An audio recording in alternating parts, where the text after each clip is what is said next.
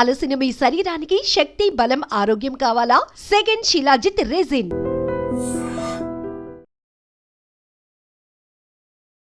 ఇప్పుడు మనం ఇక్కడ కూర్చున్నటువంటి ఈ స్థలం, ఈ దేవాలయం ఫస్ట్ నిర్మించాలి అనుకున్నప్పుడు ఒక రకంగా యుద్ధ వాతావరణం లాంటి పరిస్థితులే కనిపించాయి. అక్కడ చూస్తే స్థానికుల, రాజకీయ నాయకుల, ఇక్కడ ఉన్నటువంటి ప్రతినిధుల, అధికారుల, ఇవన్నిటికి తోడు మీరు కూడా అదే తీవ్ర స్థాయిలో ఒక రకమైనటువంటి సంఘర్షణ, ఎలా అయితే మీరు ట్రాన్స్ఫార్మ్ అయ్యి ఇక్కడికి వచ్చారో ఇక్కడ కూడా అలాంటి వాతావరణం ఏర్పడ్డ తర్వాత ఇక్కడ స్వయంభూ లక్ష్మీనరసింహ స్వామి దేవాలయంలో ఫస్ట్ టైం ఒక గోల్డెన్ టెంపుల్ అనేది ఏర్పాటు జరిగింది. ఆ తర్వాత ఇక్కడే మనకి ఇంతకు ముందు కూడా హైదరాబాద్లోనే హ్యాబిట్స్లో ఒకటి ఉంది, సికింద్రాబాద్లో ఉంది, ఇక్కడ వచ్చిన తర్వాత మళ్ళీ అత్తాపూర్లో కూడా ఈ మధ్యన కడుతున్నారు. సో ఇవన్నీ ఇంటర్లింక్డ్గా ఉన్నాయి అంటే కాదు, సపరేట్ ఎంటిటీలుగా ఉంటాయి. ఒకదానికి ముంబై కేంద్రం అవుతోంది, ఇంకొక దానికి అమెరికా కేంద్రం అవుతోంది, ఇంకోటి కోల్కతాతో సంబంధం ఉంటుంది. ఇలా ఎందుకు డిఫరెంట్గా మళ్ళీ మీరు ఇక్కడ దీనికి ప్రెసిడెంట్గా ఉన్నారు అండ్ అక్షయ పాత్రని అందరూ ఓన్ చేసుకుంటారా? ఎలా ఉంటుంది ఈ మీరు ఇంతకుముందు అన్నట్టుగా డీసెంట్రలైజేషన్ అన్నారా, లేకుంటే ఎవరికి వాళ్ళకే ఇచ్చేసారా? వాళ్ళే చూసుకోవాల్సినటువంటి అవసరం ఉంటుందా బాధ్యతలు? సో అంటే మా పేరెంట్ టెంపుల్ అది ఇస్కాన్ బెంగళూరు. సో ప్రభుపాద వారి ఫిలాసఫీ ఏంటంటే ఒక చిన్న టీం, 4-5 అట్లాగా పేరెంట్ దేవస్థానం నుండి ఇట్లాంటి సిటీకి, హైదరాబాద్ సిటీకి వచ్చాము. మేము ఇనిషియల్గా వచ్చినప్పుడు మేము 6 కానీ 7 కానీ ఉంటాం అంతే. సో ఫస్ట్ మేము ఒక అద్దెంట్లో ఉంటాం. సో ఇక్కడ దగ్గరలోనే ఒక అద్దెంట్లో ఉన్నాం మేము. 6 నెలల పాటు పేరెంట్ టెంపుల్ అనేది మాకు సపోర్ట్ ఇస్తుంది. ఆ తర్వాత మేము వింగ్స్ వస్తాయి, మేము ఎగరాలన్నమాట. చూసారా, ఎంటర్ప్రినర్షిప్ అనేది ఇప్పుడు కాన్సెప్ట్ కాదు. మా గురువుగారు, విశ్వ గురువుగారు ఆయన ఇచ్చారు. ప్రభుపాద వారు చెప్పిన కాన్సెప్ట్ ఇది 60s. సో ఆ ఒరిజినల్ టీం అనేది గ్రాడ్యువల్గా ఈ ప్రచారం చేస్తూ కొంతమంది భక్తులు రావడంతో, వాళ్ళ సహకారంతో క్రమక్రమంగా ఇక్కడ దేవస్థానాన్ని కట్టడానికి మేము సంకల్పం తీసుకున్నాం అన్నమాట. అలా తీసుకున్న తర్వాత ప్రతి ప్రాజెక్టుకి ఆటంకాలు వచ్చినట్టుగా మాకు కూడా వచ్చాయి, కాస్త ఎక్కువగా వచ్చాయి. చాలా పవర్ఫుల్ పీపుల్ కూడా చాలా ముందుకు అంటే మాకు ఎగెనెస్ట్గా వచ్చారన్నమాట. సో మేమేంటంటే సేమ్ భగవద్గీత ప్రభుపాద వారు చెప్పిన ఆ ప్రిన్సిపల్స్ ఆధారంగానే ముందుకు వెళ్ళాం. సో కృష్ణుడు పరీక్షించాడు అనుకున్నారా, లేకపోతే కృష్ణుడి మీద భారం వేసేసాము ఆయనే చూసుకుంటాడు అనుకున్నారా? కృష్ణుడి మీద భారం వేసి ప్రభుపాద వారు ఇచ్చిన ఒక గైడెన్స్ ఏంటంటే, ఎవరైనా శత్రువు అయినా సరే ఆ మనిషిని, ఆ శత్రువుని మనం ద్వేషించకూడదు. హృదయంలో ద్వేషం లేకుండా ఫైటింగ్ చేయాలి. ఇది మాట ఛాలెంజ్. సో ఇవన్నీ మేము నేర్చుకుంటాం అన్నమాట. ఈ సంస్థలో హరే కృష్ణలోకి రాగానే how we can use all these emotions for మన పని కోసం అనేసి అన్నమాట. అంటే ద్వేషం లేకుండా, మనిషి పైన ద్వేషం లేకుండా, వాడు చేస్తున్న పని మంచిది కాదు, దానికి మనం ఫైటింగ్ చేయాలి, కానీ మనిషి మీద ద్వేషాన్ని పెంచుకోకూడదు. ఇది మాట ఛాలెంజ్. మేము అదే ప్రిన్సిపల్స్ మేము వాడుకున్నాం. మేము ఎప్పుడు కూడా ఆ మనిషి మీదకి డైవర్ట్ కాలేదు. మా పని మీదే ఫోకస్. ఏమిటి, ఇక్కడ దేవస్థానం నిర్మించాలి అంతే. వాడు ఇది చేస్తున్నాడు, అది చేస్తున్నాడు, మన జైల్లో పెట్టించండి, ఇది చేయండి, అది చేయండి అనేసి చాలామంది మాకు చెప్పేవారు అన్నమాట. మేము ఒకటే అనుకున్నాం, మాకు ఆయన మీద ఏమీ కోపం లేదు, మా పని అవ్వాలి అంతే. So without diverting our attention, ఎప్పుడు చూసినా అంటే ఈ నెక్స్ట్ స్టెప్ చేస్తే దేవస్థానం వస్తుందా రాదా అని ఒక ప్రశ్న అడిగేవాళ్ళం అన్నమాట. రాదు, ఇది డైవర్ట్ అయిపోతుందంటే వెంటనే అది చేసేవాళ్ళం కాదు. మరి నెక్స్ట్ స్టెప్ ఏమిటి, వాళ్ళు ఏదో ఆయుధం వేస్తున్నారుగా, దానికి మనం ఏదో ఆన్సర్ ఏం చేయాలి, దాన్ని ఫస్ట్ అది చూసుకునేవాళ్ళం అన్నమాట. అలాగా స్టెప్ బై స్టెప్ అలా వేసుకుంటూ ఎటువంటి డైవర్షన్లు లేకుండా వైషమ్యాలు పెంచుకుంటే ఏమవుతుందంటే ఆ పగలు అంటే లోన పగ ఉంటుంది కదా, ఆ పగతో ఏమవుతుందంటే హోల్ లైఫ్ మనం దాని వైపే డిస్టర్బ్డ్. అంత డిస్టర్బ్డ్, మన మైండ్ అదంతా డిస్టర్బ్డ్. ప్లస్ అంతేకాదు వాడిని ఏదో రకంగా కొట్టాలనేసి ఒక భావన వస్తుంది అనమాట, పగ తీర్చుకోవాలి అనే భావన వస్తుంది అనమాట. వాడు కూడా ఊరుకోడుగా, వాడికి పగ వస్తుంది, వాడు కూడా అంతే. ఇలాగా మొత్తం లైఫ్ అంతా ఇలాగే పోతుంది అనమాట. చాలామంది పాపం ఈ ఎమోషన్స్తో వేస్ట్ చేసేసుకుంటారు లైఫ్ని. కానీ ఎవరైతే ఈ సీక్రెట్ అర్థం చేసుకుంటారో మనిషి మీద మాత్రం పగొద్దు. వాడు చేసే పని బాగాలేదు కదా, దానికి నువ్వు ఫైటింగ్ చేయి. వీ డోంట్ అంటే వాడి ఇగ్నోరెన్స్ని మనం అటాక్ చేస్తాం తప్పితే మనిషిని మాత్రం గౌరవంగానే చూసుకుంటాం. ఆ ఫైటింగ్లో వచ్చినా సరే మేము గౌరవంగానే చూసుకునేవాళ్ళం. కానీ ఆ ఇగ్నోరెన్స్ మాత్రం మేము ఒప్పుకోం. మీ ప్రపోజల్ మాకు ఇష్టం లేదు, సరే దట్ ఐ విల్ ఫైట్, కానీ మీరు మాత్రం మాకు గౌరవం ఉంది మాకు అట్లా మాట. అంటే ఆ రకంగా మనం మనస్సును కానీ ట్రైనింగ్ అప్ ఇస్తే మనుషులను ఎప్పుడూ గౌరవంగానే చూసుకుంటాం. మన మీదకి వస్తున్న ఇగ్నోరెన్సు ఏదైతే అది అటాక్ ఉందో దాన్ని మనం చక్కగా ఫోకస్ చేసి మనం దాన్ని నలిఫై చేయొచ్చు అన్నమాట. చాలామంది ఇది చిన్న చిన్న సీక్రెట్లు అర్థం కాక ఏం చేస్తారు అంటే మొత్తం లైఫ్ అంతా కూడా ఆ పగ తీర్చుకోవడానికే వాళ్ళు వెచ్చిస్తారు అన్నమాట. మాకు ఏం ఉండవు. ఒకడు ఎవడైనా వచ్చినా సరే, మీదకి వచ్చినా సరే దాన్ని ఎలా హ్యాండిల్ చేయాలని హ్యాండిల్ చేసి ఈ లోపల వాడి మీద ఏం పగ పెట్టుకోం. చూసారా, ఆ ఇన్సిడెంట్ అది అయిపోయిందంటే క్లోజ్, మళ్ళీ నెక్స్ట్ మన ఫోకస్ నెక్స్ట్ దాని మీద. అట్లా భక్తులు చాలా ఫోకస్డ్గా ఉంటారు అన్నమాట.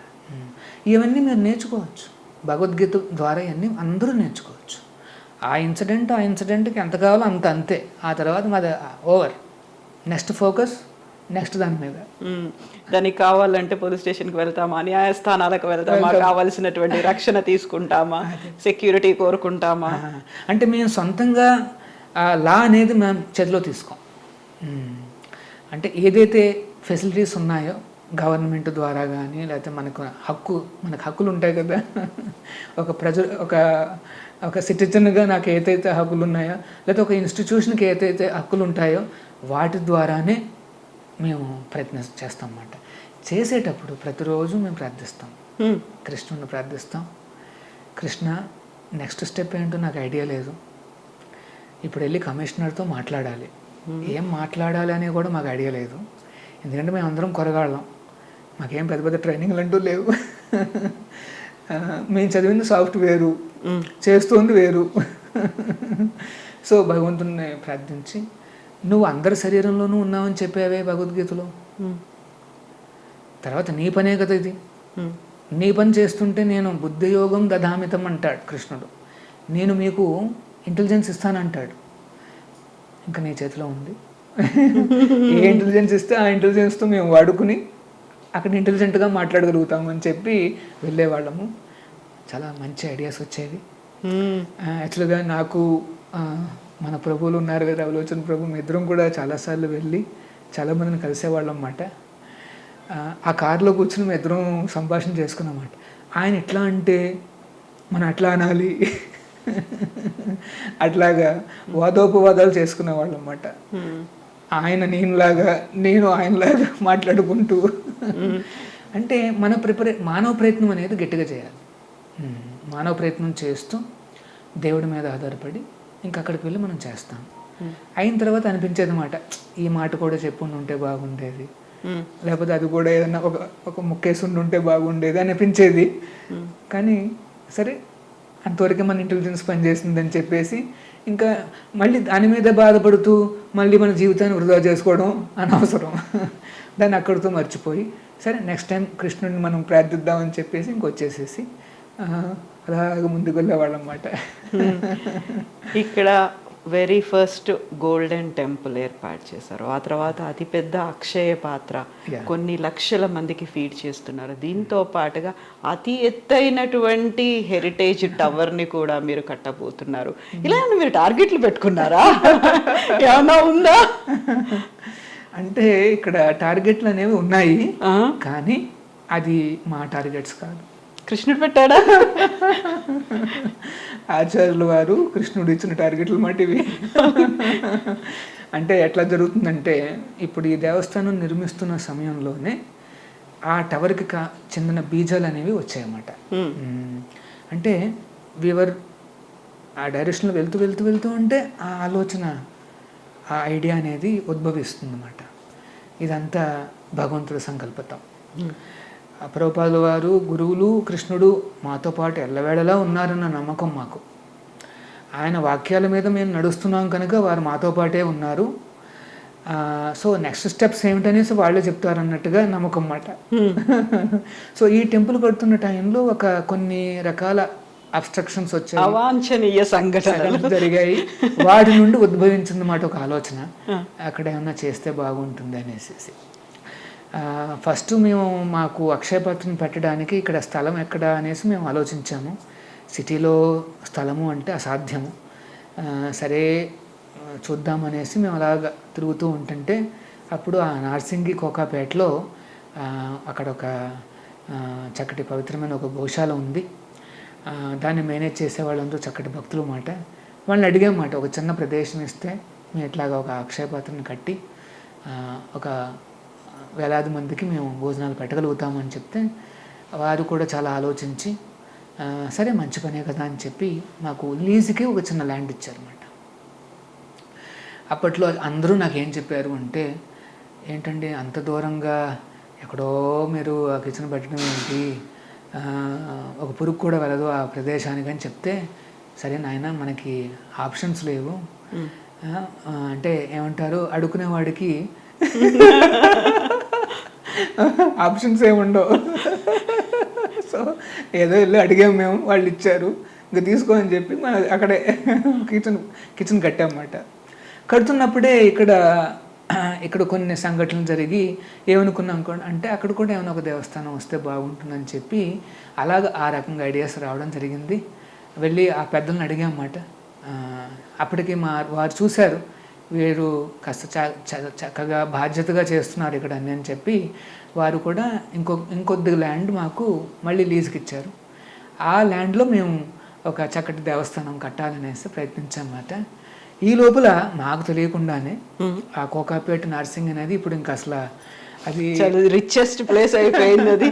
అది రిచెస్ట్ ప్లేస్ అయిపోయింది అన్నమాట. సో మాకు అనిపిస్తుంటుంది అప్పుడప్పుడు, ఎక్కడికైతే మేము వెళ్తున్నామో అక్కడికి లక్ష్మీదేవి మా వెనకాలే వస్తుంటుంది. ఆ ప్రాంతం అంతా విస్తరిస్తుంది, ఆ ప్రాంతం అంతా విస్తరిస్తుంది, ఆ ప్రాంతం అంతా చాలా డెవలప్ అయిపోతాం అనమాట. సో అది ఇంట్రెస్టింగ్ అనమాట. సో అలాగా ఆ రకంగా కోకాపేటలో ఆ టవర్ ఇనిషియల్గా అక్కడ నిర్మాషణగా ఉండేది, అంటే అక్కడ ఎవరు ఉండేవారు కాదు. కానీ అప్పట్లోనే మేము ఒక టవర్ అన్న కాన్సెప్ట్ ఒకటి వచ్చిందన్నమాట. దానికి కూడా ఒక పెద్ద స్టోరీ ఉందన్నమాట. సో ఆ రకంగా ఒక టవర్ మేము చేయాలనేసి మేము అనుకున్నాము. ఇప్పుడు చూస్తే మా చుట్టుపక్కల అన్ని టవర్స్ వచ్చాయి. రెసిడెన్షియల్ టవర్స్ ఇవన్నీ అయ్యాయి, కమర్షియల్ టవర్స్. ఆ టవర్స్లో మేము కనుక చిన్న దేవస్థానం ఏదైనా కట్టుండుంటే అసలు అది కనిపించేదే కాదు. కృష్ణుడు అనుకున్నాడు అన్నమాట, అందరికీ టవర్స్ ఉంటే మరి కృష్ణుడికి కూడా టవర్ ఉండాలి కదా. కానీ కృష్ణుడు చిన్న టవర్లో ఉండకూడదు, దేవుడు పెద్ద టవర్లో ఉండాలని చెప్పి అక్కడ చాలా అతిపెద్ద ఒక 430 feet, అది 432 feet అన్నమాట. అంత ఆ ఫీట్లో ఉండే విధంగా ఈ దేవస్థానం కట్టబోతున్నాం. అక్కడ శ్రీకృష్ణుడిని ప్రతిష్ఠించి హెరిటేజ్ టవర్ గురించి ఒక చిన్న వాక్యం చెప్తాను. ఒక 4 క్షేత్రాలని మేము అక్కడ నిర్మించబోతున్నాం అన్నమాట. మన తిరుమల తిరుపతి ఇన్స్పిరేషన్తో నా చిన్నప్పటి నుండి కొలిచిన దేవుడు ఆ శ్రీనివాసుని అక్కడ, తిరుమల శ్రీనివాసుడు. అంతేకాకుండా బృందావనం రాధాకృష్ణులు, అయోధ్య సీతారామ లక్ష్మణ హనుమంతుడు, అలాగే మాయాపురం అని ఉంటుంది వెస్ట్ బెంగాల్లో, అక్కడ నుండి గౌర చైతన్య మహాప్రభులు వారు, గౌర నితాయలు అంటారన్నమాట, వారిని ఇలాగ 4 క్షేత్రాలను అక్కడ మేము ప్రతిష్ఠించబోతున్నాం అన్నమాట. అంతేకాదు ఒక ఫ్యామిలీ వస్తే ఒక 2 గంటల పాటు అక్కడ చక్కగా దర్శనాలు చేసుకోవచ్చు. ఎన్నో రకాలుగా ఫెసిలిటీస్ ఉంటాయి. పిల్లల్ని ఎంటర్టైన్ చేయడానికి, పెద్దల్ని కాస్త చూసుకొని వాళ్ళు నేర్చుకోవడానికి, తర్వాత గార్డెన్స్ ఉంటాయి, వాటర్ ఫాల్స్ ఉంటాయి, మల్టీప్లెక్స్ థియేటర్స్ ఉంటాయి. రామాయణం మహాభారతాన్ని చక్కగా చూడొచ్చు వాళ్ళు. అట్లాంటి అన్నీ కూడా ఏర్పాటు చేస్తున్నమాట. ఇప్పుడు ఒక డౌట్, మీరు అంత పెద్ద హెరిటేజ్ టవర్ని కడుతున్నారు, 432 అడుగులు అంటే 100 కోట్లు అవుతుంది, ఖచ్చితంగా అవుతుంది. ఇక్కడేమో మీరు మానవ సేవ మాధవ సేవ అంటూ 5 రూపాయలకే భోజనాన్ని అందిస్తున్నారు. అక్షయ పాత్ర ద్వారా హాస్పిటల్స్, స్కూల్స్, ప్రతి చోటికి ఫుడ్ వెళ్తోంది. ఇవన్నీ మీరు చేస్తున్నప్పుడు అన్ని 100 కోట్లని ఒక హెరిటేజ్ టవర్ అంటూ దివ్యక్షేత్రాలు ఇన్ని పెట్టాల్సినటువంటి అవసరం ఉందా? మళ్ళీ అంత డబ్బు మీ దగ్గర ఎక్కడుంది? యూజువల్గానే మనం స్వామినారాయణ అనగానే చాలా రిచెస్ట్ టెంపుల్స్ అనేవి కనిపిస్తాయి. అలా ఇస్కాన్ దగ్గర కూడా 100 కోట్ల డబ్బులు ఉన్నాయి, వాడికి డబ్బుకి కొదవలేదు అనే మాట, అది చూపించడానికైనా టవర్ అనేది వినిపించింది కదా. మీరు దీన్ని ఎప్పుడైతే ప్రారంభిస్తున్నారో, ఎప్పుడైతే శంకుస్థాపన జరిగిందో ఆ కాలంలో అనిపించింది కదా. ఈ మాటలు విన్నారు కదా మీరు కూడా. ఇస్కాన్ దగ్గర అంటే వీళ్ళ దగ్గర చాలా పెద్ద డబ్బులు ఉంటాయనేసి నేను చెప్పాను కదా, మేము ఎట్లా మొదలు పెట్టాము మా జర్నీ ఇక్కడ అనేసి. 6 నెలలు రెంట్ తీసుకుంటూ రెంటెడ్ బిల్డింగ్ను ప్రారంభించామన్నమాట. అంటే ఏ లొకేషన్లో వాళ్ళు ఆ లొకేషన్లోనే ప్రచారం చేస్తూ అలా గుడ్ విల్ సంపాదించి సమాజానికి సేవలు అందించి భక్తులు ముందుకొస్తే ఆ భక్తుల సహకారంతోనే మేము ఆ దేవస్థానాలు కడతామన్నమాట. మరి అంత పెద్దది ఎందుకు అనుకున్నారు అంటే, ఎందుకంటే మన హైదరాబాద్ సిటీ అంత పెద్దది కనుక. అంత పెద్ద సిటీలో భగవంతుడికి అంత పెద్ద దేవస్థానం ఉండాలి అన్న ఆలోచనతో మేము ప్రారంభించాం. భగవంతుడి అనుగ్రహంతో చాలామంది భక్తులు ముందుకు వస్తున్నారు. ఇప్పుడు ఆ దేవస్థానం కూడా నిర్మాణం కాస్త వేగంగానే నడుస్తుంది, ఘనంగా కూడా జరుగుతుంది. సో మా దగ్గర డబ్బులు లేవు, తర్వాత మాకు ఇండివిజువల్గా కూడా ఏం డబ్బులు ఉండవు. పర్సనల్గా మాకు ఎటువంటి అకౌంట్స్ కానీ డబ్బులు కానీ ఉండవన్నమాట. కానీ కృష్ణుడు, నారాయణుడు అంటే లక్ష్మీదేవి అందరూ మాతో పాటే ఉన్నారు. సో భగవంతుడి అనుగ్రహంతో ఆయన ఇన్స్పైర్ చేస్తున్నాడు భక్తుల్ని. చాలామంది భక్తులు ముందుకొచ్చి వారు కూడా సహాయం చేస్తున్నారు అన్నమాట. సో ఆ రకంగా అందరూ ముందుకు వస్తే మేము త్వరగా దాన్ని తయారు చేస్తే, చూడండి ఇక్కడ చిన్న దేవస్థానం నుండి ఎన్ని రకాలుగా సమాజ సేవలు అందించగలిగాం. ఒకవేళ పెద్ద దేవస్థానం చేస్తే దిస్ విల్ బి 10 times.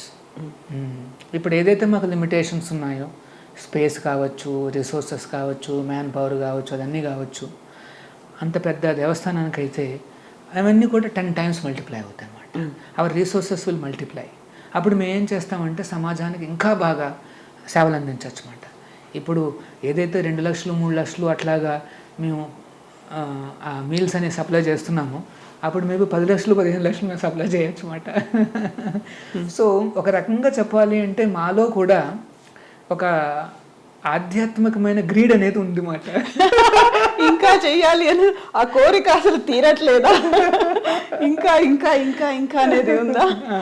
మాకేం రాదు, ఇంతకు మించి ఇంకేదో ఉంది చెయ్యాలి అనే ఒక తపనమాట. ఈ తపన ఎక్కడి నుండి వచ్చిందంటే సాక్షాత్తు మా గురువుల దగ్గర నుండి. ఆయనలో ఆ తపన ఉందన్నమాట. ఆ విశ్వగురువులైన ప్రభుపాదుల వారు ఆ తపనను మాకందరికీ ఒక రకంగా చెప్పాలంటే అందించారు. మా సంప్రదాయంలో ఉండే ఒక విశేషమైన విషయం ఏంటంటే ఇదేమాట, ఆ తపనని మాకు ఆయన అందించారన్నమాట. సో అందుకని ఎవరైతే ఆయన పుస్తకాలు చదువుతారో, ఆయన దగ్గర ఆశ్రయం తీసుకుంటారో, వారిలో అందరిలోనే ఈ తపన వస్తుందన్నమాట. అంటే భగవంతుడికి కృష్ణుడికి ఏదో ఒకటి చేయాలి అనేసి ఆయన ఒక తపన అన్నమాట.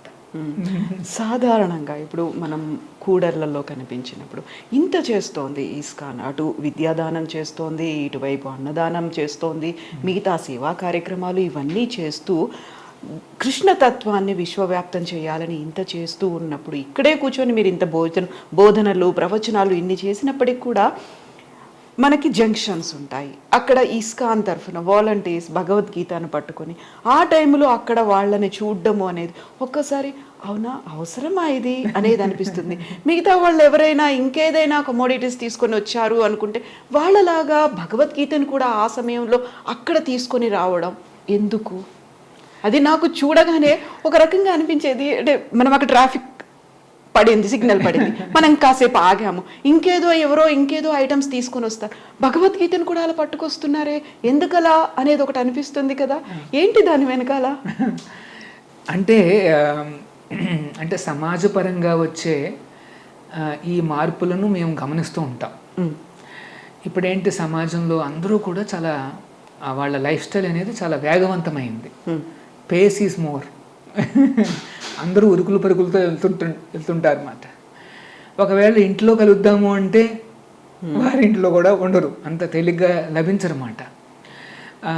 సో అందుకనే ముఖ్యంగా ఈ నవంబరు, డిసెంబరు, జనవరి ఈ సమయాలలో అంటే మొత్తం ప్రపంచం అంతా కూడా కొన్ని హాలిడేస్ ఉంటాయి. సో మేమేం చేస్తామంటే ఈ హాలిడేస్లో ఎంత వీలైతే అంతమందికి ఇట్లాంటి భగవద్గీత ఉంది అని మేము చెప్తామన్నమాట. సో మీరు చూసిన ఫినామినా ఇండియాలో ఒకటే కాదు, మొత్తం ప్రపంచంలో జరుగుతుంది ఇదంతా. అంటే అది ట్రాఫిక్ సిగ్నల్ కావచ్చు, లేకపోతే ఇంట్లో కావచ్చు, షాపింగ్ మాల్స్ కావచ్చు, ఆఫీసులో కావచ్చు. అంటే వాళ్ళ వేగవంతమైన ఆ లైఫ్లో కూడా వాళ్ళని ఒకసారి ఆపి, మీకు ఇలా భగవంతుడు ఉన్నాడు, భగవద్గీత ఉంది, జీవితంలో కొద్దిగా వీటి మీద కూడా కాస్త ఫోకస్ రావాలి, ఆధ్యాత్మికంగా కొంత సమయాన్ని మీరు వెచ్చించాలి అన్న ఒక పదాన్ని చెప్పగలిగితే వాళ్ళలో మార్పులు రావచ్చేమో. ప్రయత్నం అన్నమాట. ఒక పుస్తకం కనుక వాళ్ళ ఇంటికి చేరితే ఎవరో ఒకళ్ళు చదువుతారు కదా అన్న ఒక భావన. ఆ రకంగా ఈ డివోటీస్లో ఒక తపనమాట. ఇక్కడ మెయిన్ ఏంటంటే మేము ఆ పుస్తకం ఇస్తాము, కొంత డబ్బు కూడా తీసుకుంటాము, అది జస్ట్ ఆ ప్రింటింగ్ కాస్ట్లకి రికవరీ కోసం అంతే. అది తీసుకుని ఇంకొక పుస్తకం ప్రింట్ చేసి ఇంకొకరికి ఇవ్వచ్చు. దిస్ ఈజ్ అ చైన్ అన్నమాట. అట్లా నడుస్తూ ఉంటుంది బండి, ఆ సర్కిల్ అలా కొనసాగుతూ ఉంటుంది అన్నమాట. సో ఆ రకంగా ఈ పుస్తకాలు అనేవి ఇప్పటికీ మేము చూస్తే ప్రభుపాదులు రాసిన భగవద్గీత అనుబంధిత పుస్తకాలన్నీ చూస్తే 50 కోట్లకు పైగా మొత్తం ప్రపంచంలో మేము ఇచ్చామన్నమాట అంతమందికి. 50 కోట్లకు పైగా అంటే అన్ని ఫ్యామిలీసు అన్ని చేతుల్లో ఉన్నాయన్నమాట ఆ పుస్తకాలు. ఏదో ఒక రోజున చదువుతారు.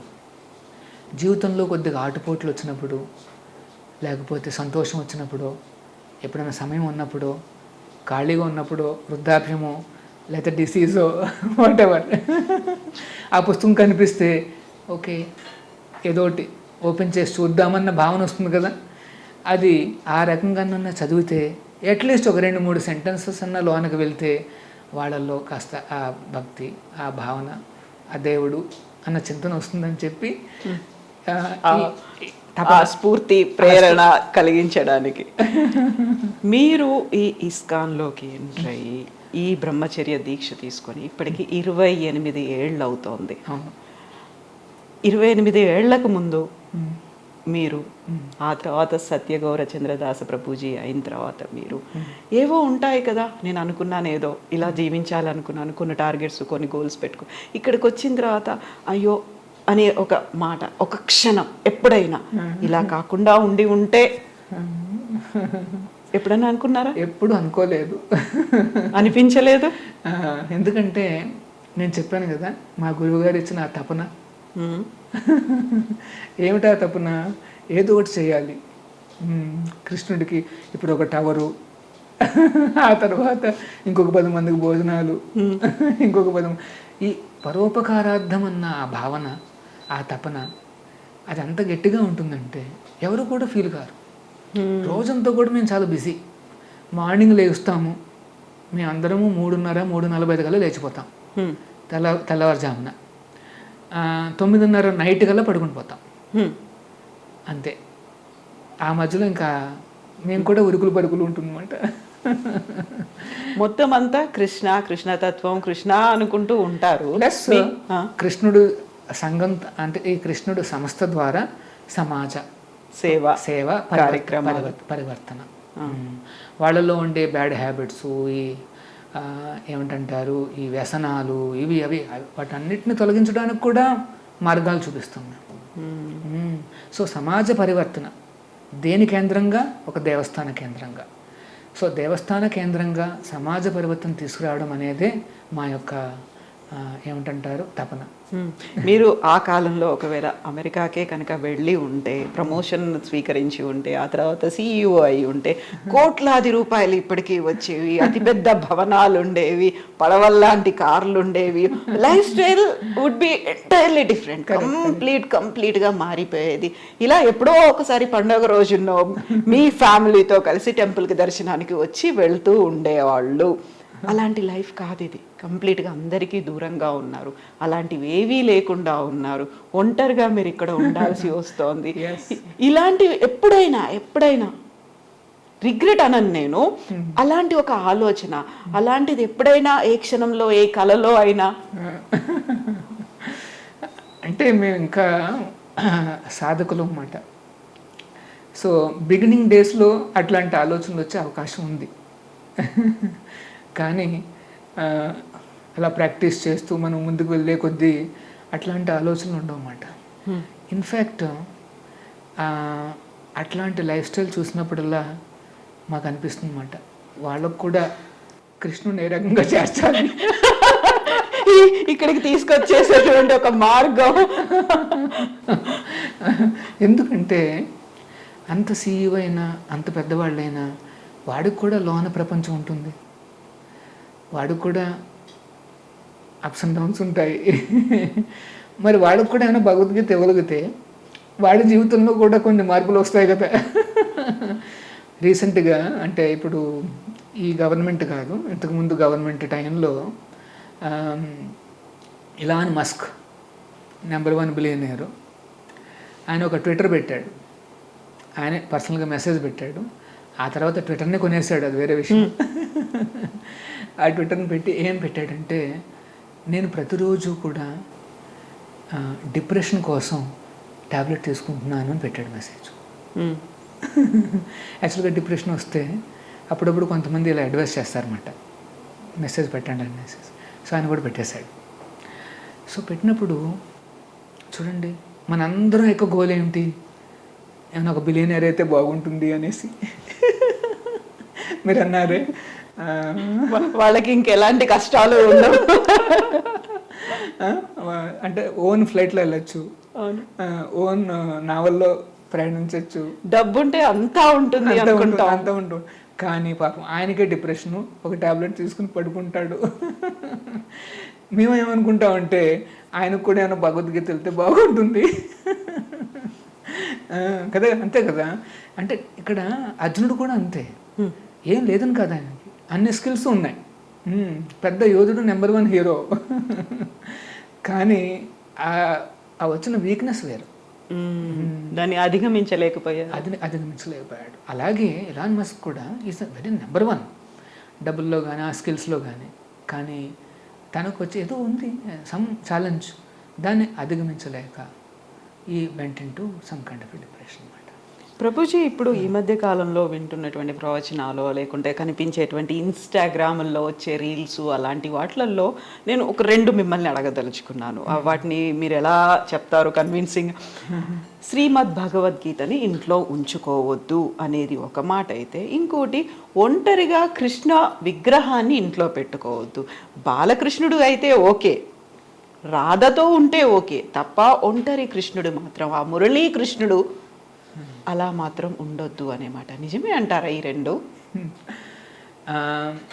భగవద్గీత ఈ ఒక అపోహ ఏమిటంటే, భగవద్గీత కనుక ఇంట్లో పెట్టుకుంటే ఇంకా ఇంట్లో యుద్ధాలు వస్తాయి. తర్వాత ఇంకొకటి ఏంటంటే, మనకి ఘంటసాల గారి ఆయన భగవద్గీత క్యాసెట్ ఒకటి ఉంటుంది. అంటే అదొక ట్రెండ్ అయిపోయింది. ఏమిటంటే ఎవరైనా చనిపోతే ఆ క్యాసెట్ ప్లే చేసేవారు అనమాట. ఎక్కడ వినిపించింది అంటే అక్కడ ఏదో అయింది అని అనుకుంటాం మనం. ఆ రకంగా ఒక ట్రెండ్ వచ్చేసింది అనమాట. ఈ 2 కూడా పెద్ద అపోహలు అన్నమాట, చాలా పెద్ద అపోహలు. భగవద్గీతలో చివరి శ్లోకం చూస్తే, యత్ర యోగేశ్వర కృష్ణ యత్ర పార్థ ధనుద్ధర తత్ర విజయ అన్నాడు కృష్ణుడు. అంటే ఎక్కడైతే కృష్ణుడు ఉంటాడో, ఎక్కడైతే అర్జునుడు ఉంటాడో ఖచ్చితంగా అక్కడ విజయము ఉంటుంది, భూతి అంటే పవర్ ఉంటుంది, ఆస్తులు అంటే ఐశ్వర్యాలు ఉంటాయి, నీతి కూడా ఉంటుంది అంటాడు శ్రీకృష్ణుడు. ఇప్పుడు మనం కనుక అర్జునులాగా కొద్దిగా డివోషన్ డెవలప్ చేసుకుంటే, మన ఇంట్లో కృష్ణుడు ఉంటే, సో కృష్ణుడు మనం కనుక అర్జునులాగా కాగలిగితే ఇంకా అక్కడ ఖచ్చితంగా విజయాలు ఉంటాయి, ఐశ్వర్యాలు ఉంటాయి, అన్ని రకాలుగా ఉంటాయి. సో భగవద్గీత దాని కంక్లూజన్ ఇదన్నమాట. ఎక్కడైతే కృష్ణుడు ఉంటాడో, ఎక్కడైతే అర్జునుడు ఉంటాడో, అర్జునుడు ఏ రకంగా అవ్వాలి అని చెప్పే పుస్తకమే ఆ భగవద్గీత. సో మన ఇంట్లో భగవద్గీత ఉందనుకోండి, కృష్ణుడు అర్జునుడు ఉన్నట్టే. వారి అనుగ్రహంతో మనం కూడా ఒక మినీ అర్జునుడు కావచ్చు అన్నమాట. సో అందుకనే భగవద్గీత ఎక్కడైతే ఉంటుందో అక్కడ యాక్చువల్గా ఈ విజయము, ఐశ్వర్యాలు, నీతి నియమాలు అన్నీ ఆటోమేటిక్గా లభిస్తాయి అన్నమాట. కాకపోతే దీన్ని ఒక పుకారు అనొచ్చు, లేకపోతే ఒక నెగిటివ్ ప్రాపగాండా అనొచ్చు. మనల్ని మన భగవద్గీత నుండి వేరు చేయడానికి చేసిన ప్రయత్నం మాట ఇది. దూరం అవుతుందంటారా అలా? కానీ ఇప్పుడు చాలామంది మళ్ళీ వెనక్కి వస్తున్నారు. వాళ్ళకి అర్థమవుతోంది ఈ భగవద్గీతలో నిజంగా ఏదో ఉంది, దీన్ని మనం నేర్చుకోకపోతే వీఆర్ మిస్సింగ్ అవుట్ అనేసి చాలామందికి అర్థమైందన్నమాట. సో ఇది ఒక చిన్న అపోహ మాత్రమే. అందులో ఇంకా తర్వాత కృష్ణుణ్ణి మురళీకృష్ణుడు అంటే ఒంటరిగా without Radha without cow only ఒక కృష్ణ విగ్రహాన్ని ఉంచుకోకూడదు. మనమే కొంతమంది ఇళ్లలో బృందావనాన్లాగా పెట్టుకొని కృష్ణుడిని అందులో నిర్మించుకొని ప్రతిష్ఠించుకొని ఉంచుకుంటారు. అలా వద్దు అనేటువంటి మాట ఎందుకని? జనరల్గా ఏంటంటే భగవంతుడు ఎప్పుడూ కూడా ఒంటరిగా ఉండడు. ఆయన తన యొక్క శక్తులతో ఉంటాడనమాట. అమ్మవారు అంటే ఆమె ప్రథమ భక్తురాలు అన్నమాట. సో కృష్ణుడు ఎప్పుడూ కూడా ఇలాగా, ముఖ్యంగా కృష్ణుడు చాలామంది ఆయనతో భక్తులందరూ ఉంటారు అన్నమాట. ఎప్పుడు చూసినా కృష్ణుడిని చూస్తే ఆయనతో పాటు రాధ ఉంటుంది, గోప బాలకులు ఉంటారు, గోపికలు ఉంటారు, లేదా బలరాముడు ఉంటాడు, ఆ రకంగా ఉంటాడు అన్నమాట శ్రీకృష్ణుడు. కానీ గోవిందుడు కృష్ణుడు యమునా నది దగ్గర ఉన్నప్పుడు తను ఫ్లూట్ చేస్తున్నప్పుడు అలా ఒంటరిగానే కనిపిస్తాడు. కాకపోతే పక్కన కొన్ని ఈ పీకాక్స్ ఉంటాయి, చిన్న ప్యారెట్లు ఉంటాయి, అట్లాంటి వాతావరణం చుట్టూ ప్రకృతి అయితే కనిపిస్తూ ఉంటుంది అన్నమాట. అట్లా అన్నమాట. ఆ ఉద్దేశంతో అలాగ ఒంటరిగా కృష్ణుడిని పెట్టుకోవద్దు అని చెప్తారు తప్పితే అలా పెట్టుకుంటే ఏదో విపరీతాలు లేకపోతే భయాలు ఏవో వస్తాయనేసి మనం అనుకోకూడదు అన్నమాట. భగవంతుడు అందరికీ తండ్రి. మనం తండ్రిని తీసుకొస్తే మనకి ఎటువంటి కష్టాలు రావు. ఆ తండ్రి కూడా ఒకవేళ మనం ఏదైనా పొరపాట్లు చేసినా సరే తండ్రి ఏమనుకోడు. ఇప్పుడు మన సొంత తండ్రిని పిలిచామనుకోండి, ఇంటికి పిలిచిన మిస్టేక్స్ ఏ జరిగాయి, మనం ఇచ్చిన వంటకాల్లో బాగలేదు, మనం ఇచ్చిన కాఫీ టీలు నచ్చలేదు, కానీ తండ్రి అనేవాడు ఎలా ప్రవర్తిస్తాడు అని అది మాట. మనకు కావాల్సింది ఏంటంటే కాస్త భక్తి ఉండాలి, ఆ ప్రేమతో కృష్ణుని కొలవాలి అంతే. భగవంతుడు చూసేది ఆ ప్రేమని, ఆ భక్తిని. సో మీరు ఒకవేళ అట్లాంటి విగ్రహాలు ఉంటే కంగారు పడాల్సిన అవసరం ఏం లేదు. జస్ట్ ఈ హరినామం చెప్పండి, హరే కృష్ణ కృష్ణ కృష్ణ హరే హరే, హరే రామ రామ రామ హరే హరే. భగవంతుడు ఎలాగో మీ విగ్రహ రూపంలో మీ ఇంటికి వచ్చేసాడు, ఆయన ముందే కూర్చుని మీరు కొద్దిగా ఆ నామాన్ని చెప్పండి, మనసులోకి కూడా వచ్చేస్తాడు, అన్ని మనసులో కూడా వచ్చేస్తాడు, అన్నీ సెట్ అయిపోతాయి మీకు. ఇప్పుడు మీరు ఇంత చేసిన తర్వాత ఇప్పుడు దీనికి ప్రెసిడెంట్గా ఉన్నారు, ఆ తర్వాత అక్షయ పాత్రకి స్థానిక అధ్యక్షులుగా, ప్రాంతీయ అధ్యక్షులుగా కూడా ఉన్నారు, ఇప్పుడు పెద్ద హెరిటేజ్ టవర్ అనేది పెట్టుకున్నారు. ఇన్ని రన్ చేసిన తర్వాత ఇప్పుడు పెట్టుకునేటువంటి గోల్స్ ఏమున్నాయి? అప్పటి గోల్ అంతా అయిపోయింది, కృష్ణుడు అన్నీ తీసేసుకున్నాడు. ఇప్పుడు ఏమున్నాయి?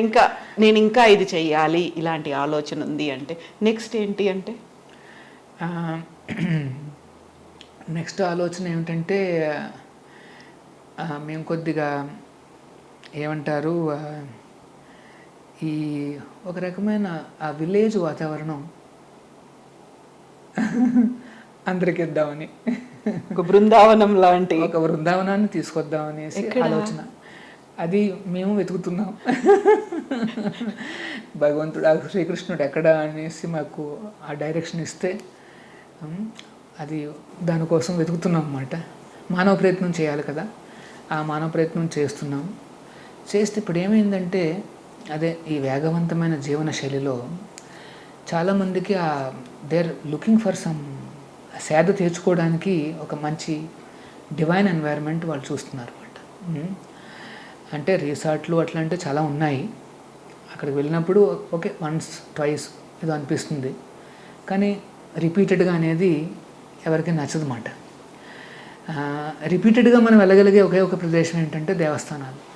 ఎప్పుడు వెళ్ళినా చక్కగా మనకి కలర్ఫుల్గా దర్శనం చేసుకోవచ్చు భగవంతుడిని. అంతేకాదు అక్కడ కాస్త కూర్చుని అర్థం చేసుకోవచ్చు, నేర్చుకోవచ్చు,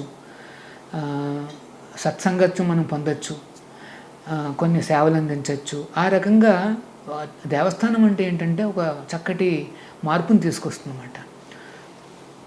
సో మేమేమనుకుంటున్నాం అంటే అట్లాంటి ఒక బృందావనం లాంటిది కనుక వాతావరణం కనుక ఇవ్వగలిగితే మేబీ 1.5 hours 2 hours ఆ రేంజ్లో. ఎందుకంటే మనకు డ్రైవింగ్ కూడా చేయడం ఇష్టమే చాలామందికి. వాళ్ళు సిటీ నుండి బయటకు వచ్చారని అనుకుంటుంటారు. కాకుంటే చుట్టూ చూస్తే కాంక్రీట్ జంగిల్ లాగా కనిపిస్తుంది. అలాంటి ఒక బృందావనాన్ని వెతుక్కుంటూ వెళ్ళాలి. వాళ్ళు కనుక ఆ రకంగా రాగలిగితే 1 or 2 nights కూడా they can spend their time. Divine ఎన్వైర్న్మెంట్లో they can spend their time. They can learn some yoga system, meditations అయినా నేర్చుకోవచ్చు.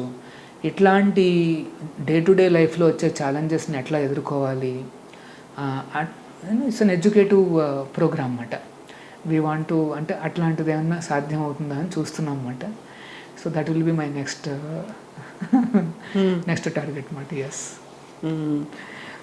భగవంతుడి అనుగ్రహం ఉంటే మేబీ నెక్స్ట్ ఇంటర్వ్యూలో that can be that's what Prabhuji. నేను ఇప్పుడు అదే చెప్పబోతున్నాను. మనం కృష్ణుడి గురించి మాట్లాడుకుంటే ఎంత మాట్లాడుకున్నా అది చాలా తక్కువే, ఇంకా చాలా చాలా మిగిలే ఉన్నాయి అనిపిస్తుంది. మనం గీతం చదివితే ప్రతిసారి ఎందుకని చదవాలి అనిపిస్తుంది అంటే ఇంకా ఏదో మిగిలింది అని ఒక ఫీల్ ఉంటుంది. మీతో మాట్లాడుతున్నప్పటికీ నేను చాలా టైం తీసుకున్నాను, అది నాకు తెలుసు. కాకపోతే ఇంకా ఇంకా ఉన్నాయి అనే భావన నాకు కూడా ఉంది. బట్ మీరు చెప్పినట్టుగా ఇంకొక ఇంటర్వ్యూలో మరిన్ని విషయాలు కూడా మాట్లాడుకోవాల్సినటువంటి అవసరం ఉంది. చాలా విషయాలు ఉన్నాయి మాట్లాడుకోవడానికి. వాటన్నిటికీ మళ్ళీ మీరు మాకు ఒకసారి సమయం ఇవ్వండి. సో ప్రభుజీ, ఇప్పుడు అక్షయ పాత్ర వారికి భోజనాన్ని అందిస్తోంది. దీంతో పాటుగా విద్యని అందించే కార్యక్రమాలు, సేవా కార్యక్రమాలు ఇవన్నీ చేస్తూనే ఈ ఐక్య విద్య కాన్సెప్ట్ ఏంటి అసలు? యాక్చువల్గా మేము ఒక ఫినామినా చూసాము. ముఖ్యంగా విలేజెస్లో ఇది చూసామన్నమాట, గమనించాము. ఏంటంటే అది స్కూల్ అయిన తర్వాత పిల్లలందరూ కూడా తెలుసు కదా, ఆ మొబైల్ అడిక్షన్ అనేది బాగా పెరిగిపోతుంది. వాళ్ళు హోంవర్క్స్ కూడా చేసుకోకుండా ఆ మొబైల్స్లో చూసుకుంటూ కాలం గడిపేస్తుంటారు అన్నమాట పిల్లలందరూ కూడా. ఒకవేళ తల్లిదండ్రులు ఏమన్నా కనుక్కోవాలి అనుకుంటే వాళ్ళకి అంత అవగాహన ఉండదు. వాళ్ళు అడుగుతుంటారు అన్నమాట పిల్లల్ని, ఏంటి ఏం చూస్తున్నావు, నువ్వు చదువుకోవచ్చు కదా, హోంవర్క్లు చేసుకోవచ్చు కదా అనేసి. పిల్లలు ఏమంటారంటే మేము చదువుకుంటున్నాం, ఇది చాలా ఇంపార్టెంట్ మాకు అంటారు. అప్పుడు చాలామందికి అర్థం కాకపోవచ్చు. ఒకవేళ ఇంగ్లీష్లో ఏమన్నా ఉంటే కొంతమందికి అర్థం కాకపోవచ్చు. సో అట్లా మేము గమనించామన్నమాట. గమనించి అక్కడ మేమేం చేసామంటే ఒక 2 విలేజెస్లో ఒక చిన్న ట్రయల్గా మేము చేసాం, ఒక చిన్న ప్రోగ్రామ్ చేసాం. ఏమిటంటే ఒక 1 hour పాటు ఒక టీచర్ నియమించాం. ఆ టీచరు 1 hour పాటు హోంవర్క్లు చేయిస్తారు అన్నమాట. అక్కడ దగ్గరలో ఉండే పిల్లలందరూ వస్తారు, ఒక 30-40 మంది. వాళ్ళు హోంవర్క్ నేర్చుకుంటారు. తర్వాత ఇంకొక 1 hour కొన్ని మన ఈ భగవద్గీత స్టోరీస్ చెప్తారు.